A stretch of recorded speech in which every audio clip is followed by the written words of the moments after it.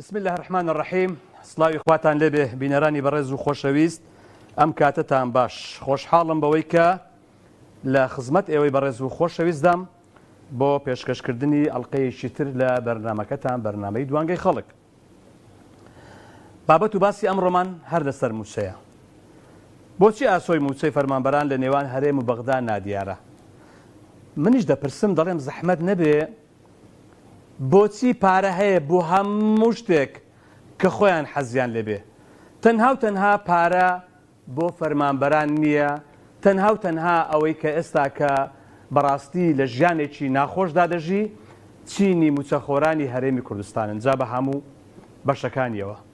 پارە هەیە بۆ گەشت و سەفەر و سەیرانی خۆیان،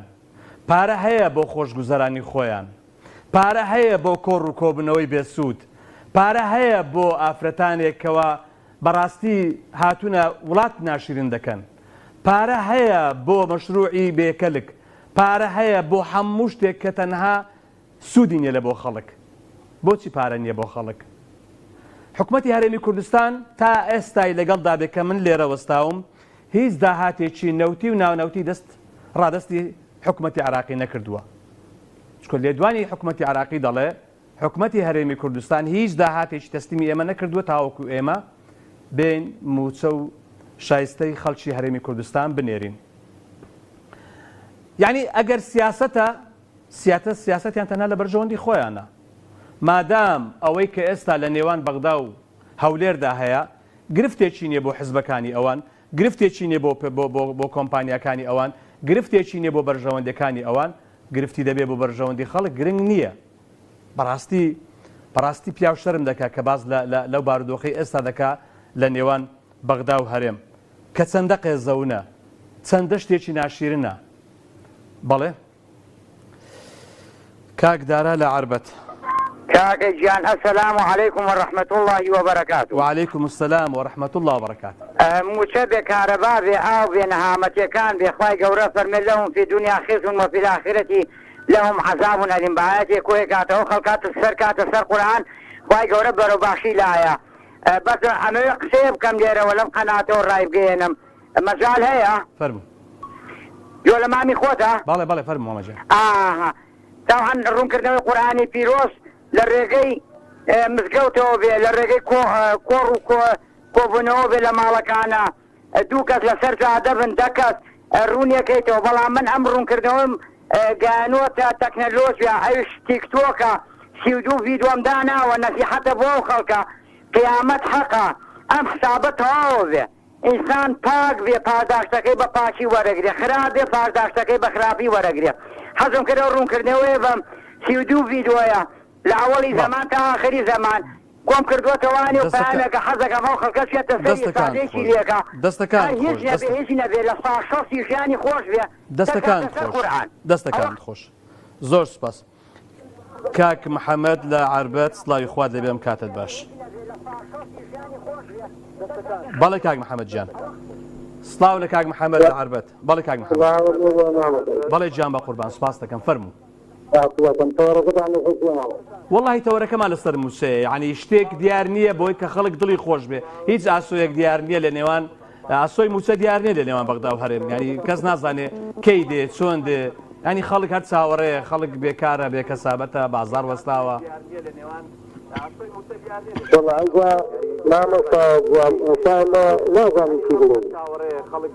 بەس ئەگە دەنج تەلەڤیزۆنەکەت کەسکەم سپاس دەکەم. والله تكون كدوها بس ما ظني يصير يعني براسي حتى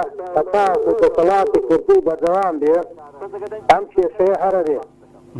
والله تكون كدوها بس ما ظني يعني براسي حتى اتصالات. بەڵێ کاک محەممەد، دەستەکانت خۆش بە قوربان. مام زەوەر لە کۆیە، سڵاوی خوات لێبێ. سڵاو لە تۆ، سڵاو لە هەموو لایەکی. سڵاو بە قوربان. فەرموو مام زەوەر جیان. بس رقم بدأ مناقشة ناكل بس يك جناب الدوايا تشير نكي ممنون خوي قومي خو خور بيه بالي ياوي آغا شيختي أو كشي أو بيه بولت كناني لبردرقي بيه ديقر خدا دباهر وابيه بوخوي في خوش الاشياء الرصادية بارا هي لبو جاسوس، بارا هي لو ترشاي، بارا هي لو سفاحات، بارا هي لبو دەبۆ چی دەبۆ تیارەکڕی لەکی بە 8 ملیۆنی پارە هەیە لەبۆ ملیارەها دۆلار بدزن پارە هەیە بەسادی قوم مەزرعە و هەمووشی پێ بکرن لە دنیاە پارە هەیە دژمنی پێ بکرە خۆیانی پێچێشن بە بەغداد لەگوەر بەعسێ سەرۆخوا چوونە ناو باغەری بەعسەکەی بووینە پیاوی ئێرانێ بووینە پیاوی ترک ئامۆژان میلەتەکە خۆی خەتابارە لە ڕانەی 12,000 کەسی هەیە بنتار مەعاشی دەداتێ لە قەڵاسەیە 10,000 کەسی هەیە مەعاشی دەداتێ لە 250,000 تا 1,5 ملیۆنی زۆر هەیە لە سەدی پێشەوە لێزەرەکە لە ماڵە دانیشتی ئەو نانە حرامەی وەردەگری دەرخواردی ماڵ و مداری دەدا ئەوانەی دەربەدەر بوون لەولا ئێستا باغی خوا کردیتەوە بەندەکەی لە مارێ جێ لێنە بە سار مەعاشێکی بداتێ دیرۆیان زۆرە و میلەتە خۆی مستەحەقەوەی داوای لێبوردن دەکەم کاتم پێدای زۆر سپاست دەکەم باس و بابەتەکەمان تایبەتە بە موچە و کە بۆچی ئاسۆی موچەی فەرمانبەران لە نێوان هەرێم بەغدا نادیارە بۆچی هەموو شتێکی سیاسیەکان بۆ خۆیان دیارە بۆچی کاروباری خۆیان هیچ گرفتێکی تیان نیە بۆچی خۆیان بۆ ئومور و بۆ بەڕێوەبردننی کاروباری سیاسی خۆیان تایبەت بە خۆیان ینی نەک بە میلەت هیچ ئیشکال و کێشەیەکیان نییە چ حزبە دەسەڵاتدارەکانی هەرێم لە ناوخۆی کوردستان چ ئێرە لەگەڵ بەغدا هیچ گرفتێکیان نیە تەنها و تەنها تاکە گرفت کە هەبێت ئەوەیە بۆ میلەتە گوێ نادەن ئەو گرفتانێکە ڕوبەڕووی میلەت دەبێتەوە ڕوبەڕووی گەل دەبێتەوە ڕوبەڕووی ئەم خەڵکە دەبێتەوە کە ئەم خەڵکە لە هەموو ناسۆریەکان و لە هەموو ناخۆشیەکان و لە هەموو ناڕەحەتەکان پشتی شێری بەردەکەوێ بەڵام بەداخەوە کەس گوێی پێنادا بۆیە زۆرێک لە خەڵک دەڵێن پێویستە ئەم خەڵکەش بە ئاگا بێتەوە ئیتی بەڕاستی بزانێت کە بە دوای چێ کەوتووە بزانێت کە بەڕاستی ئیدی چێیە کە سەرپەرشتی ئەم وڵاتە دەکا ئایا ئەوانەی کە سەرپەرشتیاری ئەم هەرێمە ئەم وڵاتە دەکەن لە خەمی ئەم میلەتەدان ئاگایان لەم میلەتەیە بەداخەوە بەڕاستی یعنی بەداخەوە کاروان لە هۆڵەندا سڵاوی خوارد لێبێ سڵاوی خوا لە هەموو لایەک لە جەناب لە کارمەندەکان لە جاتی هەمووان سوپاس بە قوربان دۆخۆزانی هەرێمی کوردستان سڵاوی خوا لە تۆ لە دەستخۆشی بەرنامەکە لێگە مامۆستا گیان سپاس بۆ بەڕێز بەڵێ گیان کاروان فەرموو مامۆستا گیان ئاسۆی موچە هەتا چا نابێ ئەمە کاتێکی سیاسیە لە دەستی دوو پارتی دەسەڵاتی هەرێمی کوردستانایە ئەمە با خۆمان غەشیم نەکەین یعنی شتێکە ئەمان بە ئەنقەست بە دەستی ئەنقەست نایانەوێ کە مەعاش ڕاستەوخۆ لە بەغاو بدێ ئەبێ کاتێک بێ بە دەستیانەوە بۆی هەچۆنێ بێ بۆ زڵە و مانەوەی خۆیان ئەمە بکەن ئەمە لەلایەک لەلایەکی ترەوە مامۆستا گیان بەشێکی دەر خەتای حکومەت بێ بەشەکەی تری خەتای میلەتە خەتای میلەت لەوە بڕۆ دنیا بگەڕێ سێکی دنیا بکە مامۆستا ئانوەرە تەوەری بەرنامەی داهاتوو و دوای داهاتوش هەتا چەند مانگێکی کەش ئەم تەوەرانە لە کێشە معانات بەردەوامە بێ هەز میلەتێک تەمان میلەتی کورد ڕێزم هەیە بۆی میلەتێکی ئازا و چاونەترس و خاوەنی کۆمەڵێ شەهید و خوێن و ئەنفال و ناخۆشیە یعنی جێگایەوە نییە کە بۆ شێوەیە عەزاب بدرێ معاشێکە کە معاش مامۆستا ئانوەرێتە هەست کەسێک کرێکاری بکە یا جناب لە بەرنامەیەکە هیچکە یا من لە شوێنێکە لە مەحمەلێکە هیچکەم ئەگەر ئیشم کرد مەجبورە ئەوەی کە تۆ ئەرکێکت لەسەرە جێبەجێ دەکەی مافێکی هەیە دەبی پێت بدرێ باشە ئەو ماپە نایە شێ نایە من گرەی لە حکومەتی بەغا ناکەم مامۆستا ئانوەر با بەسەراحەت دەڵێم گرەی لە حکومەتی بەغا ناکەم ئێمەی کورد میلەتێکین لە کوڕەی ئەرزابگەڕێ یعنی ئەچی خواروخێتی هەیە کردومانە ئەمە ئەگەڕێتەوە بۆ حکومەتەکەمان پارەی هەیە بۆ مامۆستا ئانوەر پارەی هەیە بۆ سەیران بۆ گەشت بۆ کوڕەکانیان بۆ عایلەکانیان دەستەکان خۆش کاروان جان بەڵێ دەستەکان خۆش بە قوربان زۆر سپاس بە قوربان كاكا كردة فرمو الو عفوا كردة خان فرمو باش كاوان باش بابي من دەستخۆشی تەوارەکە لێرەکە سپاس بۆ بەڕێز فەرموو ڕوونکاتانە زۆر باشکەس دەزانم کردیە بە ناوی کرد ئەجا ئەتی لە موچەی گەڕی ئەتی پرسیاکە لە باسێ و بازاڕانی هەولێرێ ناکەی کە چێ سوپاندی وڵای من وەکو خۆم زانیاریم نییە بەبێ زانیاریش ناتوانم قسە بکەم بڵێم چکەگەر بڵێم ئاوایان ئاوایە دەبێت بە زانیاریەوە قسە بکەم چکە نەدینەکەم و نەپیشەی ڕۆژنامەوانەکەم ڕێگەم پێ نادا من شتێک بڵێم کە معلوماتم لەسەری نییە بۆیە بابەتی سووتان بەڕاستی خەڵک بەگومانە لەو بابەت کاوەنەر مانگە سەر لە ئێوارە دیارە کوردەواری دەرێت ئەوە یەکێتی هەولێر ساریان بە هەولێری هەڵنایە هەر دەستن بە ناسیبینکردنی سینای هەولێر ئەنی بە بەڵگەوە بە زانیاریەکی زۆر زۆرەوە نەوەی نێو یەکێتی ئەو بازاڕانی هەولێرە دەستێنی چێ دەیستێنی؟ نەوەی نێو یەکێتی 1990 یەکێتی دەیستێنی؟ نەوەی نوێ ساسوار عەبدولواحید و بەڵگە ئەوە شتانە زای چۆنە کوردە خان فەرموو ئەمی زانیاری بۆ بابڵ تاڵەبانی دەست ساسواری ڕێککەتینە ئەو دووە یعنی بە ناسیبینکردنی سینای ئەو هەولێرە جوانەی کە ئەو دەوروبەری سلەیمانی چاویان بە هەولێری هەرنایە ئەجا هەر دەستن ئەهاتشێوی ناو هەولێری ناشرین دەکەن وەکوۆن کە بەخوایان خزمەتگوزاری و خزمەتی شاری خۆیان ناکەن وەکو پێوی ئەجا چاویان بە شاری هەولێر هەرنایەتن هەر دەستن بە ناشرینکردنی بەبۆ زانیاریکردنەوەی نێو یەکێتی یەکن دە سلەیمانی ئەو دووە چونکە ئاوایانی سینای هەولێری ناشرین دەکەن یادارم تەوەرەکی دابنێ ئەو کەسانت کە بەداخەوەیان دەرێن کا قسەی دەکەم ناشرین شەکە لە تێتەڕێن ئەو خەرکە خۆی جیبی نەکە خۆی دوامجار نەکە دیارە چێ سینای هەولێری ناشرین دەکەن چای لە شاری هەولێری هەرنایە ئەو نەوەی نێو یەکێت نییە ئەجاگە باسیەوە هەر باسی موچەی دەکەین موچە موچە گرفتێکی سەرەکی خەڵکی هەرێمی کوردستانە کوردەخان لەکوێ چارەسەر کرایە موچە بەبەر دەوامی دەبێتی نازانم ئەو خەڵکردنەوەیان ناڕازی کوردەخان وەرزەم جارێکتر بە ناوێتی تەلەفۆنت کردووە بە تەوسۆ قسە دەکەی یان نازانم پێم سەیرە لەکوێ کراوە لە شێفەرم ئەمڕۆ 12 مانگە تا ئێستا موچەی مانجی 5 نهاتێ 12 چەندە مانجی 4 نهاتووە دەست خۆش بەڕێز کاک هەنگاو سڵاوی خوارد لەبێت لە چۆمان سوپاس کوردەخان سەلام و ڕەحمەت الله بەرەکات سڵاو لە تۆ لە خەڵکی چۆمان کاکە هەنگاو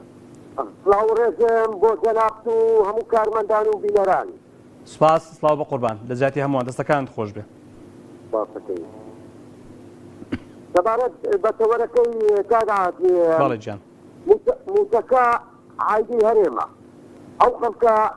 کەسی سێسازەمە و بەڕاپەڕێنی کرد بۆ ئەوەی ئازاد بێت و چاو لەدەست حکومەتی عێراق دەبێ ئەو ئەم هەرێمە سەربەخۆ بێ بەڵام ئەم دەسەڵاتە گەندەڵا چاو لە عێراق دەکا موچەکەی بنێری و ئەی داهاتیا خۆچی لێ دەکەی ئەو هەموو بازە قورسەتی خستە خەڵکت خەریدار کردووە ئەمڕۆ هەڵبژاردن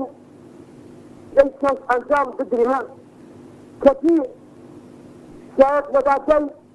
ژاڵەکە هەڵبژاردنەکە ڕابگیرێت لە پێناو چی ڕابگیر لە پێناو کۆمەڵەکە پێت یان دوورایان لە پێناو دەستەوەندی خۆیان هەڵبژاردن ڕابۆسی ئەو هەموو خەڵکە قوربانی دەرەی بکێ قوربانی خۆ ئەمە خاڵێت ئەم دەسەڵاتە سوار بووە ئەگەر بە عەدالەت دەهاتی ناوخۆ جەندەڵی لە موچەدا نێڵی ئەم داهاتە باە موچەی دەکات و باە خزمەت گوزاریەکانی دەکات خلق دسالة كاوريها وجه وجه قيادة كان تخطر أكل أمره وقع خلقي بطل خلاف جاية بس يبقى والله شو دكاني وقول سياري يلقوا كاسجان ايش روزا يسقون من فلوس سياري والله يقول كل دكانه كم تنادريه بس ما جاي دكانه كان جلسات امن يا يكرم ماركت يكرم فريق يقول اسبيني وباي 10,000 مشيان فلوس بس بينيوا حتى ايواري أبدا صلاة سكسوان دوا أو خلقا أجر عقلي هز عقل إنسان نادا في الإسلام اسمه كان ينادا كان قيام في أجينو قيام دوما مدكال دستا كان خوش كتك بلاسا كتك يعني بلاسا كخوان أنا كتو كالويساني هيو أوتا كومالي داكتري كروكتين كتمني وصل صالي قرآني همو لدك كتيا يعني جنابتو هاي هميان إنسان إخوانات القرآن بل ولا خلق وهذا كتب مليون دولار كسالتك لكن كانت عم أول كل رقم شيء جميل خالد جميل ما جميل إيش جميل لكن دەستەکانت خۆش کاکەنگاو سوپاس دەکەم بە قوربان زۆر سوپاس کاکەنگاو لە چۆمان دەسمە سلێمانی کاک ئەحمەد سڵاوی خوا دەبێم کاتت باش بە قوربان السلام عليكم سپاس بۆ تۆ بە قوربان سپاس جانەکەم كاكا الأمن دصلاتا دو دصلاتا يعني هموشة على سريكي هي هموشة بس دروت على سرينية درو أما ندري كدول لك الخلق أم درو أو درو أما نبلس أما ندري كذب أوري فيناك إذا ما بلستي على رأسك خلق يعني أويدي هاتوا کاک ئەحمەد جاب بۆچی پارە هەیە بۆ دواخستنی هەڵبژاردن پارە هەیە بۆ کۆنفرانس و کۆبوونەوەی بێتام و بێمانە پارە هەیە بۆ کۆمەڵێک شتی کە هیچ ئەسل و ئەساسیشی نییە و کەسیش ئیستیفادەی لێ ناکە لە خۆیان زیاتر بۆ پارە بۆ خەڵک نییە بۆ پارە بۆ هەژار نییە بۆ پارە بەڵێ جان دەست ڕاستەکەی بۆ وچەکانیان بۆ کوڕی بە ئەلسا ئابایی باغ نەما لە ئەوروپا و لوبنان و دوبەی و قەتەر پڕی نەکا کاکە نۆجان يعني إذا باشكوت إذا 100 مليون ملاي حكمته خزانة مع مصايا 100 مليون بدوك قسم مع الله 100 مليون ملاي أنت تقول أمسيكية من كاجا نوجر من فرمان بريكم 100 مليون ملاي بحق إخوة مالي طبعا مع مصايا 100 مليون أو ما قد 100 مليون لا مالك دون 100 مليون لا أمسيكية أنت تقول أمسيكية من كاجا نوجر ئێستا ئەو 100 میلیۆنەتان بداتێ ژیانتان بە تەواوی دەگۆڕێت بەڵێ بەخوا کرێتیم يعني بدون فلمالك دون فالموظف جاء 100 مليون المال لا يبع الله كان خلق في خيدنا منها يعني مليون ياخذ وسط فالمان بلان هي عمل الرئيس قال عمل وتجامل هل هيك النفس فالمان بلان بسيطه يعني هي بس مليون في 100 مليون لا يعني وزير عمل الرئيس قال من دام برلمانه عمل هذا في بن ديواله مثلا ديواله مع حميده عمل ديواله مع انواع واشكال هذا الوجه لا بل ام حكمه تكسي خيته ما يعني بخاش يعني وايديك يقبط او لحانوتك هذا بده صوتا جايب ابي وفري مو كابينه لتوبو بخا يقبط لي او يكسى الحكوميه هذه يقبط صوتا جاي وادينا ندوايا وكذا محكمه كلين اي كابي في شيء بده من لك الدفع فتنه يعني تو شرم نايك يا حكمه بنوشي وروح بتنكر أول لو تدري كعاد تدري وملكة يعني الشم نما يشكل مثل تكسر بس سليماني كل هنيمي قدسان سليماني خاصة وشان وزيرك وبخيرك قبولي لكن أمسا أو ده حسباني الرأس حسباني من الرأس كدوتو كاكا تخش كريو بالنزول في كاكا وقت كم بس بخوال بعض دەستەکانت خۆش کاک ئەحمەد دەستەکانت خۆش بە قوربان زۆر سپاس جانەکەم سپاس بە قوربان ئەگەر لە ئێستادا حکوومەتی هەرێمی کوردستان داهاتی نەوتی نانەوتی ڕادستی حکوومەتی عراقی بکە حکوومەتی عراقی وەزارەتی دارایی دەڵێ ئێمە شایستە داراییەکان و هەروەها موسەی فەرمانبەرانی هەرێمی کوردستان دەنێرین بەڵام تاوەکو ئەم لەحزەیە حکوومەتی هەرێمی کوردستان هیچ داهاتێکی نەوتی و نانەوتی ڕادستی حکوومەتی عراقی نەکردووە یعنی کاتە لێرە خەڵک حەقیەتی بپرسێ زەحمە نەبێ بۆ تەسلیمی ناکەن بۆ ئیتیفاق دەکەن بۆ ڕێک دەکەون بۆ دوازار جێبەجێ ناکەن ڕێکەوتنەکان ئەگەر وانیە کاکە ئەگەر وانی من کاکە پەرلەمانتارێک لەو ڕۆژانە وتی لە سەرەتا ڕێکەوتنەکانەوە وتی حکوومەتی هەرێمی کوردستان ژمارەیەک لە داهاتی ناوخۆ ژمارەیەکی پێوتن بە حکوومەتی عراقی 2000 پاشگەز بۆ ئێستا ژمارەیەکی تری داونەتێ ئەوانیش ئێستا ڕازی نین چکە بەڕاستی ئەو باجوو داهات ئەو باجوو خەراج و ئەو داهاتە ناوخۆیی کە لێرە لە هەرێمی کوردستان کۆ دەکرێتەوە ئەوەی کە بڕیارە بۆ بەغدای بنێرن بە قسەیەندێک پەرلەمانتار و بەپێ ئەوانەی کە شارەزان بەڕاستی جیاوازیەکی گەلە زۆر هەیە بۆی حکوومەتی عراقیش پێی وایە کە حکوومەتی هەرێم شەفاف نییە لە ناردنی داهات. بەڵێ دەچمە خورماڵ سڵاوی خواتان لێبێ کاکە پیرۆزبایتان لێ دەکەم بە بۆنەی بە قەزابوونی خورماڵ ئینشاڵڵا ئەم بە قەزابوونە دەبێتە مای خێر دەبێتە مای ئاوەدانی دەبێتە مای ئەوەی کە ئەم خەڵکە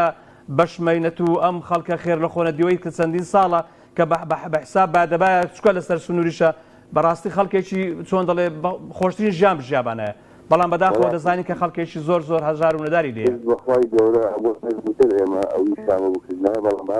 بە هەر حاڵ پیرۆستان بێ بەڵێ جان سەبارەت بە بەرنامەکەت بۆ ئاسۆی موچە ئێمە ئاسۆی ژیانمان دیار بەداخەوە دیار نەبێت بە بەندێکی پێشینان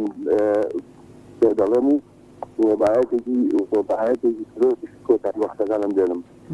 پێشینان ئەڵێن ئەگەرجارێک خەوتایی خوا بیانگرێ بەڵام کە دوو جار خەوتای خوا خۆت بگرێت حکوومەت کووە حکوومەت خۆمانین ئێمە خۆمان حکوومەتان دروستکردووە کۆ حکوومەتی من و تۆ و فڵان و ئەو حکوومەت دروستکردووە کەواتە ئێمە خۆمان دروستمان کردووە دێبا ناقبولیشی دێن وهروها خوي يقول لك القرآن كلمة التعاون على البر والتقوى وتعاونوا على البر والتقوى ولا تعاونوا على الإثم والعدوان بله واتە ئێوە لەسەر چاکە و لەسەر باشە لەسەر هەموو شتە باشەکان هاوکاری یەکتر بکەن بەڵام لەسەر شتی خراپەنە من بنیاد نەناوە لەسەر چاکە تا وەکو خوا هاوکارمان بێت من بنیاد نەناوە لەسەر چاکە هەمومان بە خراپ بوومن ئەولا دەفەرم وەرە ئەگەر ئێمە ڕێگەیان دەڕازانین هیچ باسمان بەکەس نییە لەبەرەوەی ئێمە خۆمان خەڵمان مژادووە ئەبێ خۆشمان تەحەمل وەرهاتن وەسەلام عەلەیکم. وعەلەیکم السەلام وەرەحمەتوڵڵا وبەرەکات کاک حەبیب جان دەستەکانتان خۆش سپاس بۆ تۆ بە ڕێز و خۆشەویستیم بۆ خورماڵ بۆ بە قەزابوونی بەڵێ کاک ئەبوو هاڕوون سڵاوی خوا دەبێ بەڵێ بە قوربان مەرحەبا بە قوربان ئەم ئێوارە هەم کاتێکی باش وەرە ئەم ئێوارە و هەموو ئێوارەکانی تۆ باش یاخوا بێوەی بیبرا لەسەر ئەم حکوومەتە دیکتاتۆرە کە ئەوسا هەیەن وڵات سەدام دیکتاتۆرە ئەوسا زمانی حەفتاکانوانە ئەوانیان و ئەحمەد حەسەن بەکروانیان و ئەم کوردە بووەتە سەرێشە بۆ ئێمە لە بەقا بەڵێ ئیساش بووەتە سەرێشە بۆ خۆشمان بۆ کوردی ئێران بۆ کوردی تورکیا بۆ کوردی سووریا بۆتە سەرێشە بۆ بەقاش بەخوا کاک ئەبوو هاڕوون هەروە بووە لە دێر زەمانەوە بەداخەوە یعنی ئەگەر تۆ بگەڕێەوە بۆ مێژوو هەمیشە کورد دژی یەک بووە هەمیشە ملەتەکەمان ئاوا لە چەوسانەوەدا بە بەدەستی کورد بەداخەوە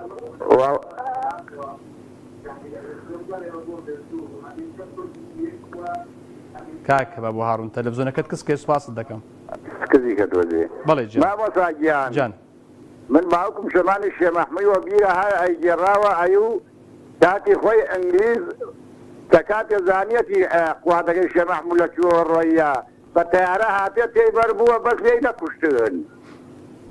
بەڵێ دێگەی ئیساکێ ئەمان پێ ڕۆژنامەنووسەکان لە باددانوانەیە گرنویان کوژن خوالیان قبول نەکا ئەو تاکە ئەیانە وەڵا ئەم سەدامە دیکتاتۆرە خۆیان لە ئێران و کەرەج و مەرەج و سەرگەڵ و بەرگەڵ و هاواریان نەکردوە ئیزا خڕخدەکانیان ئەو خەڵکەیەوە نەبی عەقڵ و من خۆ پێشمەرگایەتیم کردی ئەزان چۆنە دێگەی زین چۆنە خەڵک بێعەقڵ نەبوو کاک ئەبوو هاڕوون خەڵک دڵی صاف بوو خەڵک شۆڕژێر بوو خەڵک بەڕاستی بە هەموو قەنەعاتەوە بۆ کوردی دەکرد بەڵام نەیزانی کە ئەوانەی کە بە ناوی گەورە و بە دروشمی گەورە بەڵام دوازار ئەوەتە نەتیجەکەی بەڵێ بە قوربان دەستەکانت خۆش کاک ئەبوو هاڕوون زۆر سپاس بە قوربان زۆر سپاس دەستەکانت خۆش کاک محەممەد لە هەولێر سڵاوی خوا دەبێ کاک محەممەد گیان کاک محەممەد دیارە پەیوەندەکەی پچڕا ئێمە لە هەرێمێک دەژین ئەو هەرێمە کۆمەڵێک کەم و کوڕی هەیە لە ئاو لە کارەبا لە ڕێگاوبان لە خوێندن لە تەندروستی لە هەموو شتێک ئێمە گرفتمان هەیە دەچێت نەخۆشخانە بۆ دەرمان نییە دەبێ بچی لە دەرەوە بیکڕی لەو قوتابخانەیە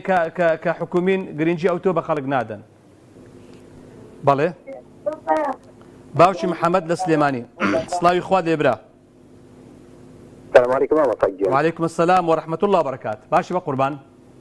خوای گەورە لەشتان ساکە، خوای گەورە ئەجمعین لەگەڵ ئێوەش لەگەڵ ئێوەش بقوربان. سپاس بقوربان. فەرموو. وەڵی من بە هیچ جارێ دوعا لە حکومەت ناکەم بەس لەو خەڵکەی کە پشتگیریاکە ئەوەی کە دڵی پێیانوەیە بۆ خاتی ئیسلام و یا رب العالمین.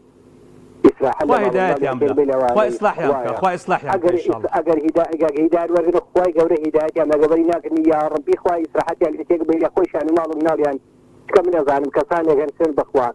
دین و هەموو شتێکیان کردووە بە قوربانی حیزبانە نازانم بۆی هاوار ئەمە مسلمانێتیان لەکوێیە دینداریان لەکوێیە بەس بمزانیایە ئەمانە چۆن ناوێت بە ذاتی خوا لەوانەیە هەیشە لە سەفی یەکەمی مزگەوتەکە بەرنەیە هەیە بەڵێ بەڵێ هەیە هەیە دینارێکی لە باخەڵدا نییە کاک باوکی محەممەد کاک باوکی محەممەد خوا هەیە ریزی پێشەوەی مزگەوتی گرتو ئەوە یەک هەیە دینارێک لە باخەڵی نییە بەرگریەکی زۆر کوێرانش دەکات لەم دەسەڵات بەخوا چاگادەبلێنە ماوەسایگەن بەڵام بەس گاڵتەم لێ هاوار کارەکانی کە مسلمانەکان لێکەوە ئەفەرمێ وەلا تەرکەنوا إلى الذين ظلموا يعني مەیلیش مەکەن مەیلی دڵ أنا بخوا فرمي حد ميلو بلا أنا ولا تركنوا عاد ميلو بلا أنا جا مرجنية أو ظالمة دا صلاة جبه هر كسي ظالم به بله بله كخواي قورة دفرمي كاك باوش محمد كاك باوش كخواي قورة دفرمي ولا تركنوا إلى الذين ظلموا فتمسكم النار ايوه بحيث زوري ميلي لاي ظالم مكان اقرنا اقرد جا أو ظالمة هر كس به هر كس هر دا صلاتك أخبار سن بخوا لوانية ستوتا ملك اللي من زيادة بسن بخوا لوتي هم لوتي يستوما بالتي كل بقي أم كاتي يستخفتنا رحب نبو بداخوة كيز على مستنكر هاتوا بقي أم خفتنا سن بخوا كباران إيران قولوا سليماني سن بخوا خلقوا نخفتنا رحتينا زاني بو بله زين شلون تو استا اگر کسی چی بیگانه ظلم کرد لبکا زور پێت ناخۆشە بەڵام ئەگەر برایەکی خۆت زوڵمت لێ بکات زۆر ناخۆشترە بەتاکید بە حیاتی بیرمی چەند جار ئەوە بووە و تومە گەبراتی خۆم زلێکم لێ بە حیاتی بیرم ناچێت حکومەتی عێراق ئەگەر زوڵمیشم لێکا کە دیشم ناکا ئیسە لەم کاتە ئەگەر زوڵمیشم لێکا لێ یەچکە و بێگانەیە بە حساب ئەمانە بە تۆزانی مامەتاچیمان بۆ کردن بۆ ئەمانە هەموو شتێکمان کرد بە قوربانی ئەمانە ئاوا دەرچوون لێمان دیارە دەستەکان خۆش دەستەکان ئەخلاق و ڕەوشیان نییە لەخوای گەورە داواکار بخوای کۆتاییان پێبێنی بۆ خاتری دەستەکان خۆش کاک باوکی محەممەد سوپاس دەسمە دەربەندی خان سڵاوی خوارد لێبێ کاک فەرهاد کاک فەرهاد سڵاوی خوارد لێبێ پیرۆزیشتان بێ دەربەندی خان دیارە ئاوەکەی سەرڕێژ بوو نازانم ئەو ئاوە کە سەرڕێژ بووە وەکو جاران خۆی ئێستا جاران دەیانوت باش نییە و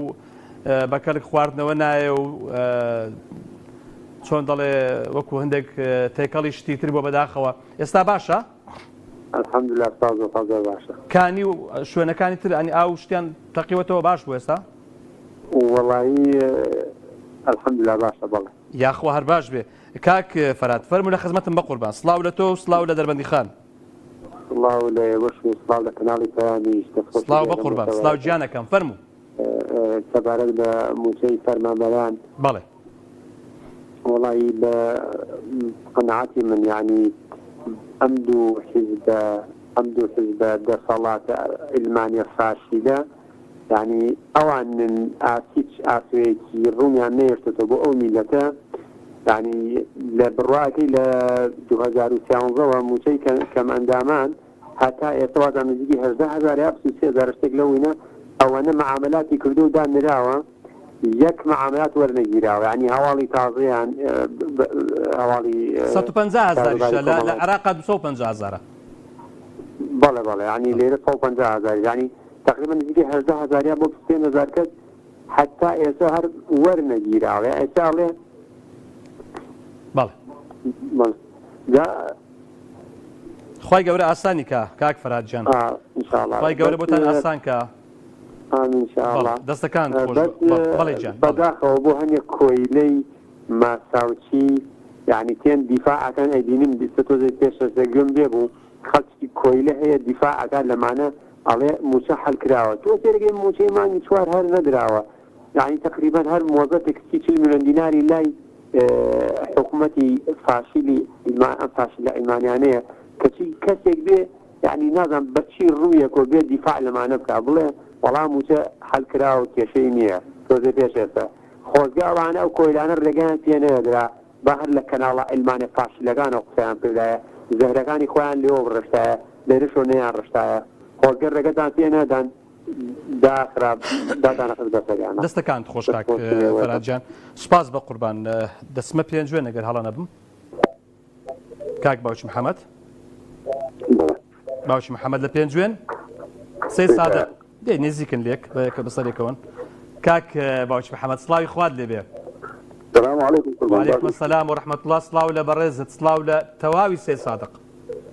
سلام بۆ جەنابتان و سلام بۆ کارمەندانی پەیام خۆشی بۆ بەرنامەکەتان ڕێزی گیانەکەم فەرموو بەڵێ بە دڵنیای ئێمە تەمان ئەوە لەوانەیە بڵم تاوە 30 ساڵە ئێمە هەر ئێمە ئەڵێن ئەو وایە ئێمە ئەڵێن ئەمە چی بکەین کاک باوکی محەممەد بەڵام ئەزیزەکەم ئێمە ئەبێ بگەڕێنەوە بۆ سەر چاوەکە کە تۆ ئەگەر ئاگەر بۆ خۆ بگەڕێتەوە سەر چاو ئێمە هەر ئێمە بڵێن حکومەتکردن بەخوای لە ئەلف تا ئاخیا من قسەی خۆت بکە ئازادی برا گەورەکەم بەڵام ئێمە بگەڕێنەوە بۆ سەر چاوەکە باشە ئەگەر بڵێم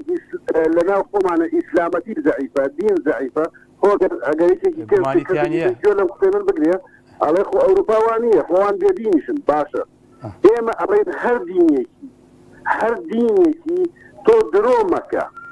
درۆکردن سەرچاوی ناخۆشیە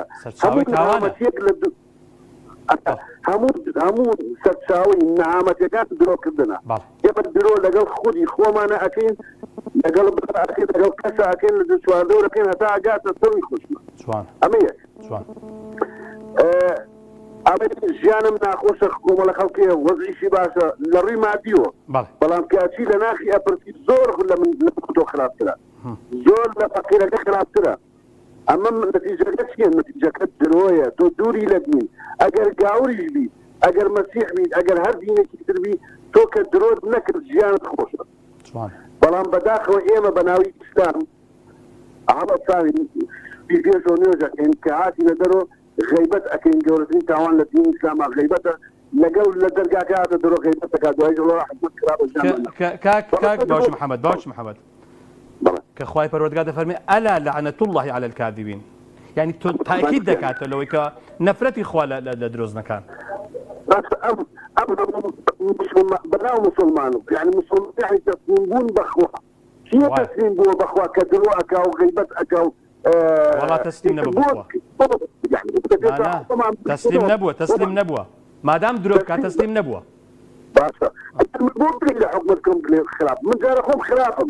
من خۆم خراپم ئەسم چواردەورەکەشم کرد تۆ خۆت چاکە وای بۆ حکومەتەکە حکومەت وای باشە تۆ سەباتەکەم تۆ زانی ئەلمانیە ئەگەم سەیرە تۆ بیری بڵێ وەڵا کاکە ژیانم ناخۆش و ئەمە وەزعنیە ئەمەی تۆ جارە خۆت خلافی دواتر گەی کەلێتی خۆت چاکە زۆر ڕاستە دەستەکان خۆش باوکی محەممەد سپاس دەکەم سپاس بە قوربان سپاس جانەکەم دەسمە گەرمیان کاک باوکی ڕابەر سڵاوی خوارد دەبێ بەس دەنجی تەلەڤیزۆنەکەت کسکەی باوکی ڕابەر سپاس دەکەم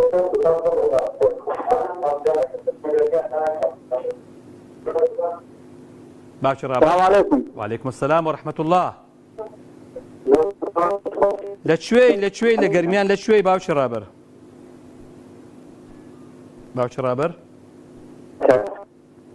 باوکی ڕابەر شوێنەکەت بگۆڕە شەبەکە مەزبوط نیە دیارە ئێستاوا گوێم لە دەنگتە سلام عليكم وعليكم السلام لەکوێی لە گەرمیان شاری کەلار لە کەلاری بەڵێ ئەیاخوا تۆ و هەموو کەلار هەر سەلامەت بن خوای گەورە موفقتان کا و نمونەتان زۆر کا و بەرنامەکەتان بکاتە مایەی خێر لە دین و لە دنیا و لە قەبر و لە قیامەت هیوادارم ئینشاءڵڵا خوای گەورە هەر لێرە تاقەڵای شێروانە سڵاومان هەیە بۆتان ئێمەش سڵاو و ڕێزی خۆمان بۆ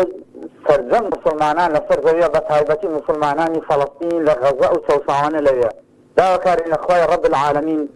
بگەیتە فریای مسلمانان لەم نەهامەتی ڕزگارمان بکە لە قیامەت اللهم آمین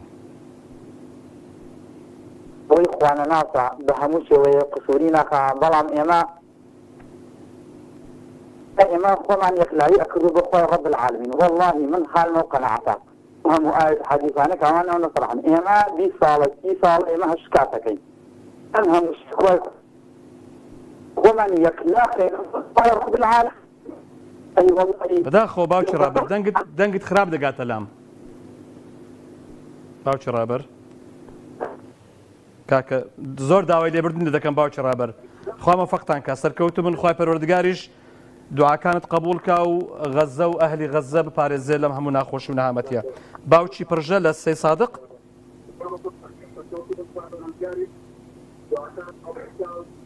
ئەگەر دەنجی تەلەڤیزۆنەکەت کسکەی ئەمن مەمنون دەبم.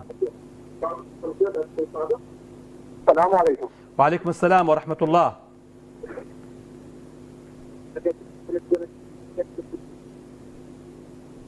بله بله. السلام عليكم. وعليكم السلام ورحمة الله. باقي ترسانة ساق الدنيا ده كان هتاك وحكمي أمدد لما عمد رياضة ترسانة خوز نعمل. بله بله باوکی پڕژە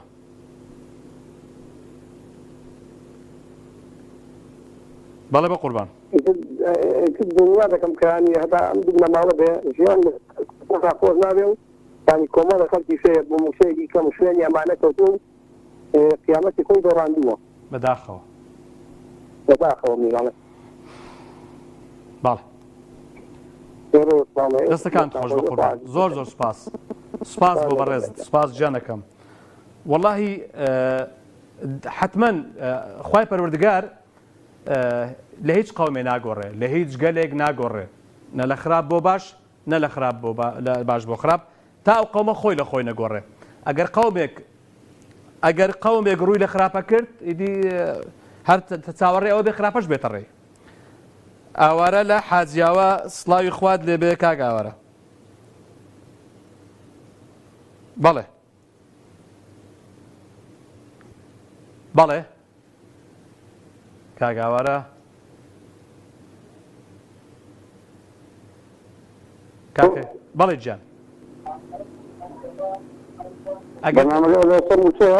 بەڵێ لە سەموچێ ئەگە دەیش تەلەڤیزۆنەکەت کسکە دوا پەیوەندی قسەی خۆت بکەو لە خزمەتم سڵاوم بۆ تۆش و بۆ تەواوی حاجیاوە و شکارتە و ئەو دۆڵی هەتا دەگاتە خەلیفان زۆری باەکانی خەلیفان زۆر زۆری جافەتی بەداخەوە کە جادەکەشتان زۆر خراپە وڵای ڕۆژنی حالکە ڕوونەدا ڕۆژنی حالکە ڕوونەدا بەداخەوە ئینشاڵڵا بەڵێ گیان ئەمە زایتون هەموو خەتای خۆمانە بۆچی ئەمە قبولمان کردو لەوە ڕێ تازە بکو کراوە بێ تازەکە هاتووە بەملۆ بووە ئێمە نابێت چاوەڕێ بەغداکەین بەغدا هات و نەهاتوو بەغدا دەمە قسێکی دەکات دەمە بیانێک دەگرێت دەیرێت کاتە خلافەنجان دەدەن دەکاتە موچی تەواو دەوێت دەهای تەواو دەوێت ئێکە دەڵێ موچە داهاتنێرێ موچتان بۆ سەر موچە ڕەوان دەکەن باوەجان هەرێن دەڵێن ئەمەی خۆمان جێبەجێ کردووە نازانم ڕاستە ڕازی ئەوان نازانم بە دواتین نەکردووە بەغدا دەڵێ یەک جەرمان بەرەن نەگەیشتووە هەرێن دەڵێ مە پابەندی خۆمان تەواو بەجێ هێناوە بەجێ بکردنا دەڵێ ئەم کەرە لە قڕێدنەوە دەڵێن خوا ڕەحم بکە خوا ڕەحم بکە وەرە سەد دەخوارم وەڵڵای باوکم تازە تێسی خەمەندە بە تێسینە دەستەکانت خۆش زموو سوپاس دەکەم سپاس بۆ تۆ سپاس بۆ ئەم بەڕێزانەی پەیوەندیان کرد قوربانی تۆ بم زۆر سپاس یعنی وڵات نما نەچن وڵات نما تەنازولی بۆ نەکەن بۆ ئەوەی کە هەڵبژاردن نەکرێ بۆ یان بکرێ لەلایە دەچون بکرێ لەلایە دەچون نەکرێ ئەلموهیم بە هەر حاڵ ڕۆ چۆن ڕێکەوتنتان کرد چیتان کرد مەرامی خۆتان هینادی بەڵام ئەوەی کە بەردەوام لە چاوەڕوانیدایە ئەوەی کە بەردەوام دەبێ خەم و خەفەت بخوا ئەوە میلەتەکەیە کە ئێستا لە 12/5 تا ئێستا موچەی مانگی 4 وەرنەگیراوە و ئێوە بە ئارەزووی خۆتان ژیانی خۆتان بکەن خەڵکیش بە تێر بێ لە خەم و خەفەت و دوازاریش بە دوو قسەی گەورە ئەو خەڵکە وا لێ دەکەن کە بەداخەوە خەڵکانێکیش ئەوەندە خۆش باوەڕن بە قسە گەورەکان و بە دروشمە بریقەدارەکانتان باوەڕ دەکەن ئەگەر نا بەداخەوە چۆن دەبێ ئێوە سەرکردە و ئێوە دەسەڵاتداری ئەم هەرێمە بن ئەم هەرێمەش ئاوا بەم شێوەیە کە خەڵکەکەی لە چاوەڕوانی موچەک بێ کە مافێکە پێی نادرێت خواتان لەگەڵ